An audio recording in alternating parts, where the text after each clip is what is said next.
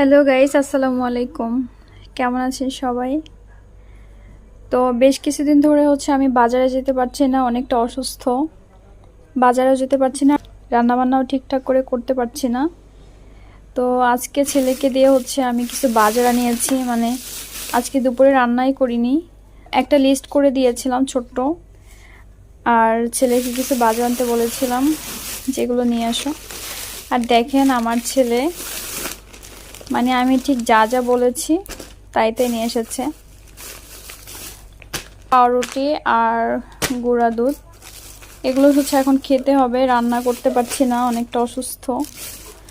তো সাবান, এগুলো দরকার ছিল, টুকটাক জিনিস। আসলে আমি বাজারে যেতে পারছি না, ওকে দিয়ে সাময়িক সময়ের জন্য আর কি এগুলো আনিয়েছি। তো দেখেন আমার ছেলে কত সুন্দর করে সব কিছু এনেছে গুছিয়ে, একদম মানে আমি যা যা লিস্ট করে দিয়েছি ঠিক তাই তাই এনেছে। আমার ছেলেটা কতটা বড় হয়ে গেছে, আমি টাকা যা দিয়েছিলাম তা হিসাব করে আবার রিটার্নও এনেছে আর কি। কতটা বুদ্ধি হয়েছে আমার ছেলের।